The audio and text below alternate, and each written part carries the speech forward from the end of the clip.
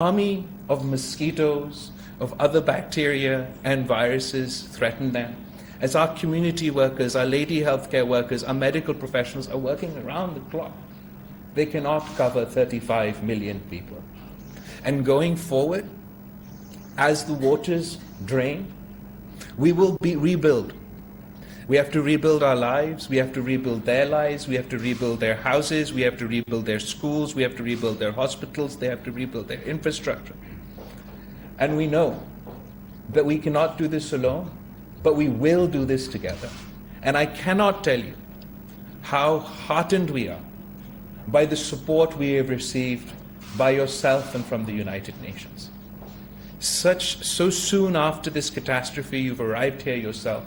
I told you earlier that your resident coordinator has been driving around our country, from Balochistan through floodwaters of Sindh, all over the place. We are incredibly grateful to the United Nations. And I must say, a whole generation of Pakistanis, and we can't necessarily blame them, who might have a more cynical view of the United Nations. Today, your actions, your love, your support to us in this incredibly difficult time has reignited the faith of a generation of Pakistanis in the United Nations. And this is the generation that has to suffer the cost of climate change. I look forward, Your Excellency, to working with you and working with your team, not only to save the people of my country, but to work with other developing countries who have not contributed to the catastrophe of climate change, but are paying with their lives and livelihoods. And we have confidence. We have confidence in the United Nations. We have confidence in our international partners that they will not leave us in our difficult times. And we will build Pakistan back and build back better. Once again, Your Excellency, we're incredibly grateful for your presence. Thank you very much, Honourable Minister, for your kind words. Ladies and gentlemen of the media, good afternoon.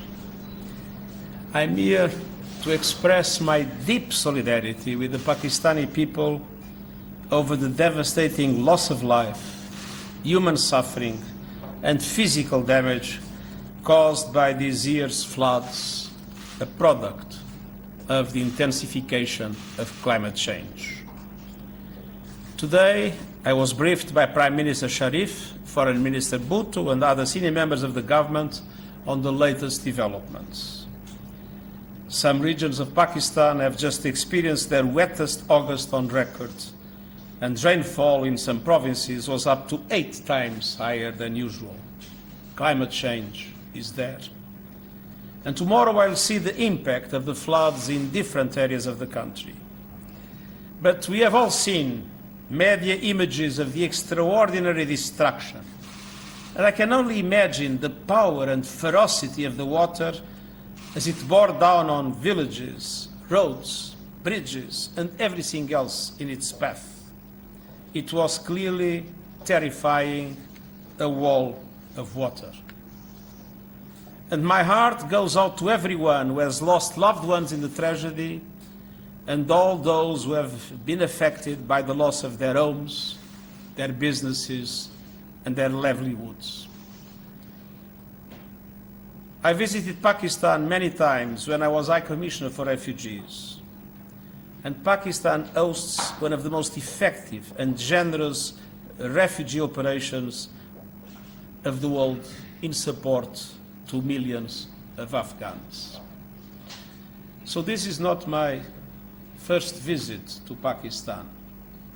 I have a love affair with the Pakistani people now for 17 years. I was, in 2005, talking to the victims of the earthquake. I remember the devastation of the floods in 2010. And I remember being with displaced people when you had this terrorist attack going down the Swat Valley and coming close to Islamabad, and seeing how dramatic their situation is. And many times in Balochistan and Khyber Pakhtunkhwa, I saw how Afghan communities were generously hosting Afghan refugees.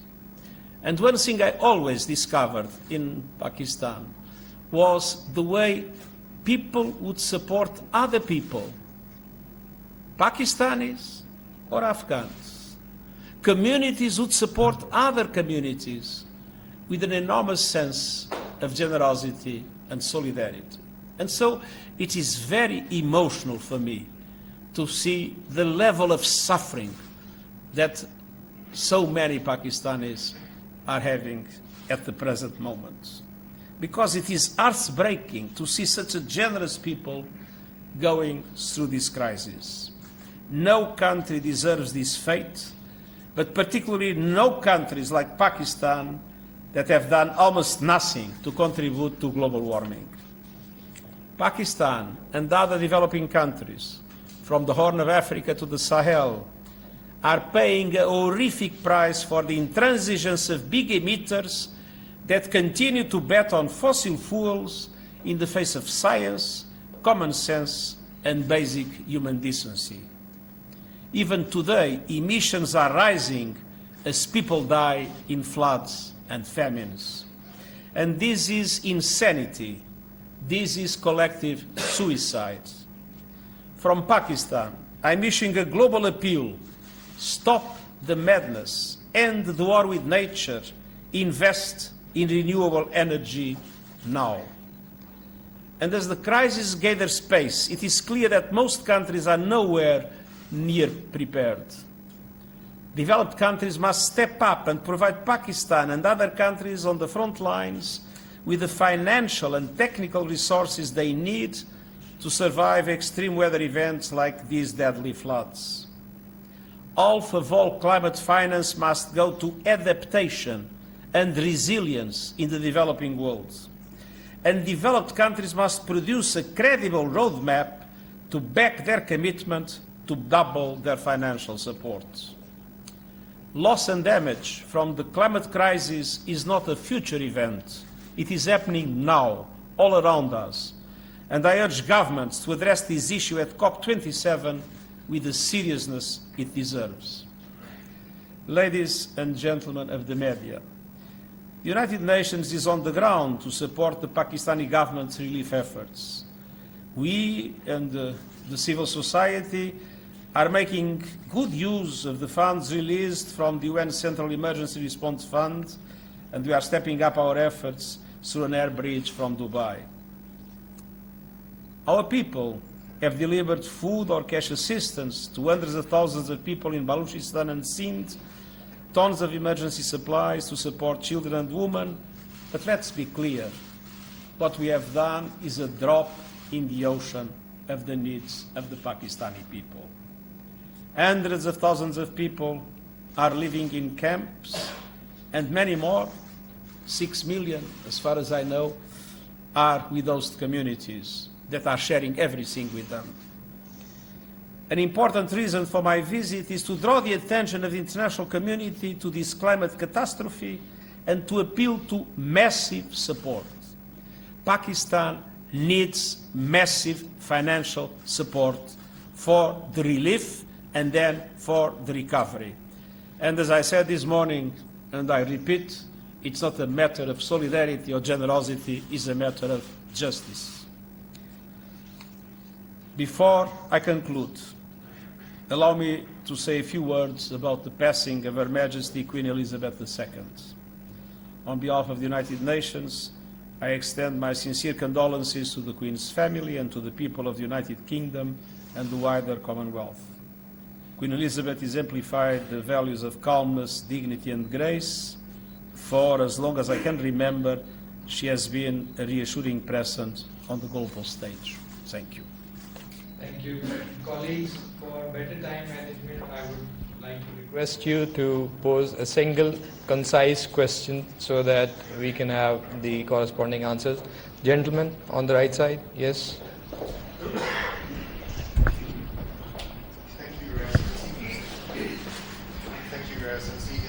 With China's No accents. It's Zhang Chao with China's Xinhua News Agency. Sorry, I will speak louder. It's Zhang Chao with China's Xinhua News Agency. we have witnessed such a huge loss and damage in Pakistan due to flood and world climate change. And I know that during a recent interview, Pakistani UN Ambassador Mr. Munir Akram said that Pakistan is one of the smallest emitters of carbon, while one of the largest victims of climate change. And it is the industrial countries, for the last 200 years contributed to global warming, and it is in developing countries, mostly like Pakistan, who are the victims. Therefore, for such damage, there should be some mechanism for loss and damage to compensate for those countries for the impact that they are facing because of the historical policies of industrialized countries that contributed to global warming. So how do you comment on it? Thank you. Well, it is obviously that there are a number of countries in the world. We calculate about 15 hotspots where countries are particularly vulnerable and are already paying a heavy price in relation to climate change. Climate change is not a problem of the future. Climate change is a problem of today. It is happening. People are suffering. And that is why I said in my intervention, and I repeat now, the questions of loss and damage need to be seriously discussed.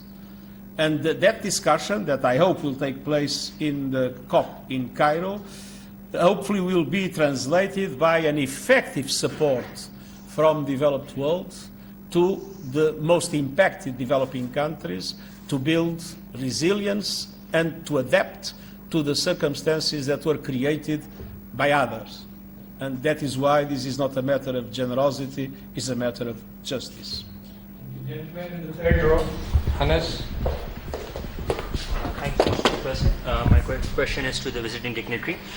You've talked about justice to the Pakistanis precisely because of this climate change. But we've seen that the UN flash appeal is just $160 million, while the initial estimates are about $10 billion, and that can go up. So what will the UN do from your office to ensure that this appeal is magnified, this scope the horizon is widened up, and that justice monetarily for the people of Pakistan is ensured? Thank you.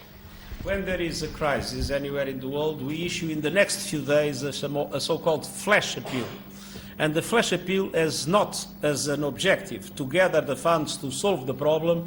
It has as an objective to raise some funds to start being able to act. We need much more than what was in that flash appeal. And especially the government of Pakistan must be supported directly by the international community. We have discussed today the possibility of organizing, and we are ready to organize it together with the Pakistani government. Of course, this is a decision for the Pakistani government to take. As soon as there is a clear assessment of the needs, both in relation to relief, but also in relation to rehabilitation and reconstruction, to organize an international conference aiming of a global mobilization of support to Pakistan at the levels which are many billion, let's be clear, at the levels that will be necessary to solve the problem. Flash appeals are something that we launch in any circumstances in the world, just to allow for agencies to start providing the minimum relief of the first days. Gender balance, Madam Sumera. Thank you, Excellency. This is Sumera Khan from Sama Television. Sir, my question would be, you just talked about a conference, and I was about to ask that is there any donors conference on card, and if the Pakistani government and sorry? Is there any donor conference on the card? I was about to ask you the same question. You just hinted upon that there would be there are chances of having a conference once the estimates are clear. So, first part of my question would be from you that if we are going to hold a donors conference, keeping in the view scenarios of the refugee situation as well, because we just had fall of Kabul last year and Russia-Ukraine situation as well. So having those scenarios simultaneously going on, do you think the other governments would be generous enough to contribute their wealth and their resources for the flood effects of Pakistan? And second part is from the respected Foreign Minister of Pakistan. Sir, if there is a donor conference, how we are planning to present our facts and figures to the international community, and specifically, are we doing something about like attracting the other organization, OIC, for instance, and the the forums we have for the Muslim Ummah? Thank you. Of course, I am worried with the fact that we are witnessing some reductions in official development aid, and that we have several of our operations severely underfunded. So there is a concern in relation to that. But this is not a usual event. This is an unprecedented event. And so I think this will, first of all, help us put again climate change in the front line of the international agenda. Climate change has been losing ground in the international agenda, both in relation to the political development and in relation to even the media coverage. And it's absolutely essential to put it again in the international agenda, because climate change is the defining issue of our time. And based on that, I have hopes that a conference being able to show, and I mean the images are absolutely, appalling. I believe a conference will be able to make conscience of people work and to mobilize the support that is needed. And this support is not only thinking about these floods. Let's not forget that monsoons have not ended, that the melting of glaciers will go on and for a number of years will still increase. So we need to support Pakistan to be prepared for the future, not only to respond to the present crisis. Thank you for your question. First of all, I want to reiterate how grateful we are to the United Nations. There are scenarios where you're in a difficult situation and you say that I am facing this problem, I need help. In this situation, it wasn't that Pakistan reached out to the United Nations or the Secretary General and said, sir, we need your help. The Secretary General, on his own accord, is here, ready and willing to help. So I think it speaks to the compassion of the Secretary General of the United Nations and his leadership, that he has owned our crisis that is not only a Pakistani crisis, but is a global crisis. As far as your questions about the donor conference is concerned, so we've already had our flash appeal, like the Secretary General said. It's an initial appeal just for the basic, to sort of get things going. As far as the donor conference is concerned, that we are waiting for our damage assessment, a joint damage assessment, to be comprehensively completed. At the moment, we are still in the rescue and relief phase. We are still saving people from imminent danger, and we are still desperately trying to get rations and relief to those who need it. As we speak, places like Dadu and Sevan are desperately trying to save their populations from inundation, from flooding, while smaller towns and villages are being inundated by flood water. One of the largest, if not the largest lake in Asia has broken its banks not once, not twice, but thrice. So we're still facing the sort of calamity itself. Once the water recedes, you will have a comprehensive damage needs assessment that will put us in a position to work with the international community. And we're very grateful once again that, and rather than me asking the Secretary General that, sir, I need your help for a donors conference, he himself has offered his good offices to support us in that event when the time comes. With your permission, maybe two last questions, Mr. Parachan, followed by Mr. Mateen Haider. Thank you very much. Excellency, thank you for coming over to Pakistan. I'm here, and you are not a stranger even for us. We acknowledge as a friend that he is here. Massive destruction that you talked about, and no end still for the miseries of human beings. But I was really touched when you also talked about the war on terror. And the biggest victim of the war on terror is rightly standing beside you, our young foreign minister who lost his leader, his mother, his mentor. Pakistani suffered 70, 80,000 people died and over $100 billion losses. And now the second, tragedy is in form of climate change. And again, Pakistanis are dying. Why Pakistan has to pay the prices every time whenever there is a crisis in the world? Would you advocate or would you consider talking to the world instead of debt rescheduling, they should go for a debt write-off against Pakistan? और honourable foreign minister, मेरा आपसे सवाल ये है, सुबह जब ये सारे उठे होंगे तो इन्होंने इंग्लिश न्यूज़पेपर पढ़े होंगे और हर न्यूज़पेपर की हेडलाइन वो फ्लड विक्टिम्स के हवाले से नहीं है, वो इस तबाही और बर्बादी के बारे में नहीं है जो आपने देखी है, मैंने देखी है. वो हमारा पॉलिटिकल लड़ाई है जो हेडलाइंस में नजर आ रही है. हम अगर खुद फोकस नहीं कर पा रहे, I am not blaming any party, हम खुद फोकस नहीं कर पा रहे तो हम दुनिया की तरफ क्यों देखते हैं कि वो हमारी मदद करे. And I really appreciate mister Julian when he last time talked the same thing and even asked us as a media to show the story of the world. Thank you.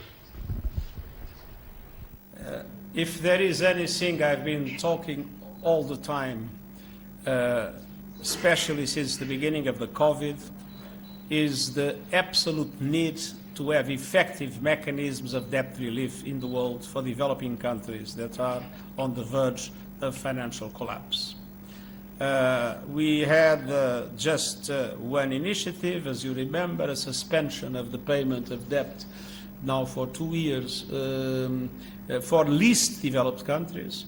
But there are no mechanisms of debt relief. There is a framework that has been very slow, and only 3 countries applied because it's not effective at all.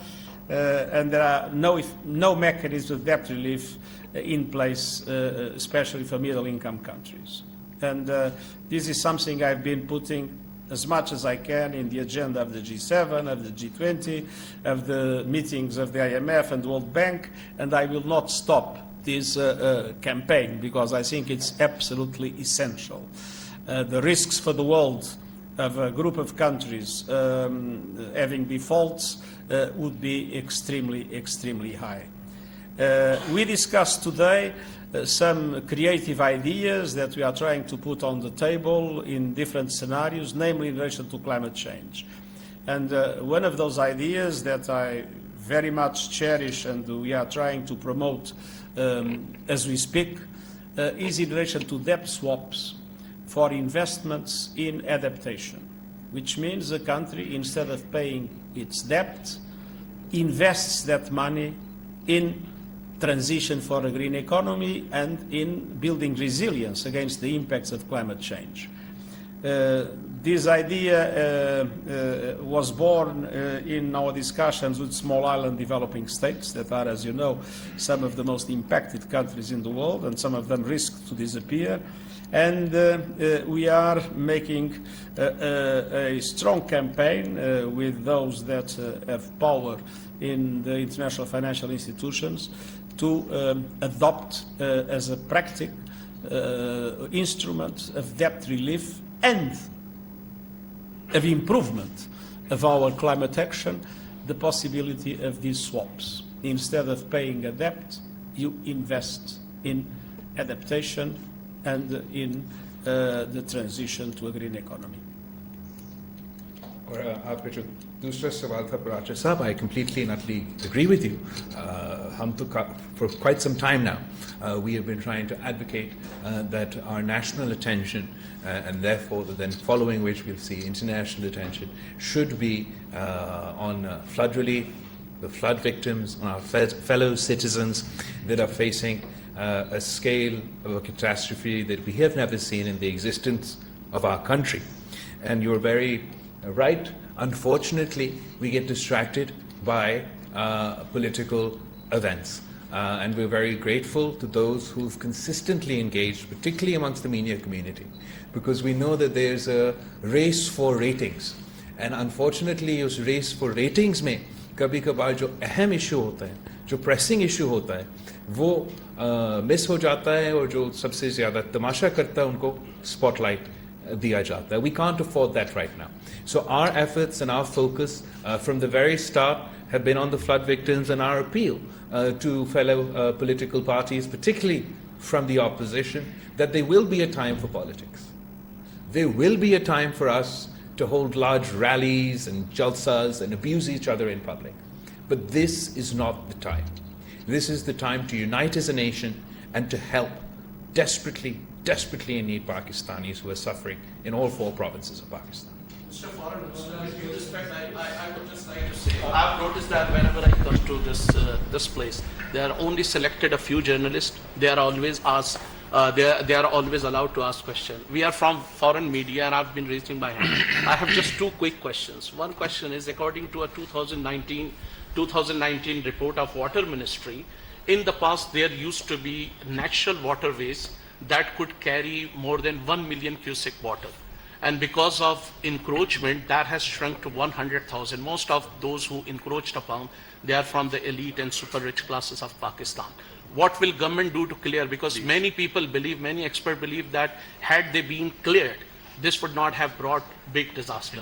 My second question is directed to the respected Secretary General. There are critics who believe that the United Nations $4 from this region where you are standing, and they were not given any reparation. The United Nations failed in preventing France from carrying out nuclear detonation in South Pacific Ocean that has jeopardized the very existence of some countries. It failed in preventing United States, which is one of the biggest polluter in China, from spending on fossil fuel. So how can the people of Pakistan pin hopes on the United Nations that we are suffering from because of the misdeeds, because of the recklessness of the, it will help in this. Chinese media and from Sama TV have asked me a question for the first time. Second of all, as far as encroachments are concerned, absolutely. Okay, monsoons mein, barishon mein, normal rain and weather events, they are encroachments on drains and on sewerage edges, natural waterways that could help the water exit faster. In this case, where we have a 100-kilometer lake that is developed in the middle of Pakistan, where from the mountains of Balochistan water is pouring in. From the skies above, we had 2 months of just flood from the skies. And when the Indus is, the floods of the Indus are descending down, all collecting in the province of Sindh to form that 100-meter lake, there is still a dam khara ho sakta hai, जो 100 kilometer wide lake को रोक सकता है, जो 100 kilometer wide lake को drain कर सकता है. There is no man-made infrastructure that can evacuate this water. We are relying on gravity, and we're below sea level, and we're relying on what drain can compete with the mighty Indus. What drain can compete with such vast bodies of water? So I understand that in a normal sort of circumstance, aam barishon ke liye, you can talk about sort of the construction of elite housing societies and such things on natural. In this case, it is the disaster of such a scale that there is no drain that can address this issue. Well, if there is something the United Nations, and me in particular, have been insisting very strongly in the last few years, is of the absolute need of developed countries to fully fulfill their commitments in the Paris Agreement in relation to support to developing countries. And we were behind the campaign that was made for adaptation to be taken seriously, and that led to the promise. Let's see what happens to the promise of $40 billion per year in support for adaptation in developing countries, and we are in the first line of putting in the agenda of the COP loss and damage. So we are really doing everything we can to push those issues in the agenda and put pressure for them to happen. But it's not the United Nations that decides those things. It's member states themselves, and it's the international financial institutions that manage, to a certain extent, if management is the right word to do, the global financial system. And if there is something that I've been saying loud and clear, is that our global financial system is morally bankrupted. Excellency, it was actually why then it was taken away. One, there is another next point in South Asia, which is issue of Jammu and Kashmir. And whenever you come to this region, Pakistani leadership definitely takes you into confidence over peace and security. So peace and security is directly linked with the unresolved issue of Jammu and Kashmir. And India only listened to United Nations as a mediator. So tell us whether are you ready to mediate to ease relations between India and Pakistan? And connected to this is India is also trying to make entry into United Nations Security Council. So with the worst human rights violation record. So in the days to come, do you think India will be given entry into the UN Security Council? Or there are some other plans? What are other plans as far as reforms are concerned? Thank you. As a matter of fact, if there is something that I've been always offering is my good offices in mediation. But as you know, the Indian side considers that this is a bilateral matter to be solved only by Pakistan and India, and the mediation of the United Nations has not been accepted until now. On the other hand, we have been very active in relation to the clear affirmation that human rights must be respected. Thank you very much. Thank you. Thank you so much. Thank you so much, everybody. Another appointment. Thank you. Secretary general अक़वाम मुत्तहिदा Antonio Guterres और वज़ीर ख़ारजा बिलावल भुट्टो ज़रदारी मुश्तरका news conference कर रहे थे। Antonio Guterres ने कहा कि पाकिस्तान के साथ मोहब्बत का रिश्ता है। पाकिस्तान के अवाम को मुश्किल में देखना मेरे लिए दुख का बायस है। इससे पहले भी पाकिस्तान का दौरा कर चुका हूं। मौसमियाती तब्दीलियों ने पाकिस्तान में तबाही मचा दी है। इसके अलावा वज़ीर ख़ारजा ने कहा कि पाकिस्तान के सैलाब मुतासरा अवाम के लिए सहूलियात फराहम करना चाहते हैं। मुतासरा इलाकों में इस वक्त बीमारियां फैल रही हैं। पाकिस्तान को अक़वाम मुत्तहिदा से बेहतरीन मुआवनत हासिल हुई है। वज़ीर ख़ारजा बिलावल भुट्टो ने कहा कि पाकिस्तान को यकीन है कि आलमी शराकतदार और अक़वाम मुत्तहिदा के साथ मिलकर दोबारा बहाली को मुमकिन बना सकेंगे। पीटीवी न्यूज़ से फिल वक्त इतना ही।